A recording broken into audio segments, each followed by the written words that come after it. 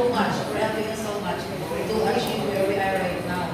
For us, we have been improving every year until we get to the point we will be a SGLG awardee. No? And then for the several years, you have been our Northern Star. No? So, hindi siya po So, thank you so much, ma'am, on behalf of the LGU. Okay. So, of course, we will not end this without taking our assessors. So, we will call in Attorney John to help us and Ma'am Jess for giving the certificate of appreciation for our assessors. We will call in Ma'am Joy Francis Crisanto.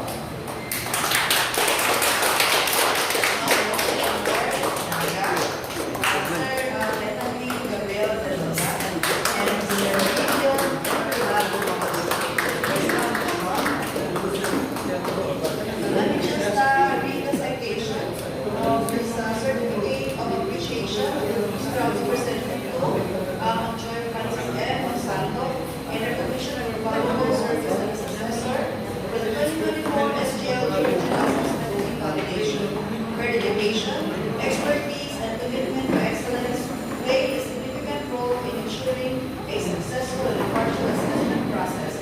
Given the 6th day of June 2024 at the Municipal Auction Room, Ilongos Leyte, signed Honorable Manuel R. Villahermosa, Municipal Mayor.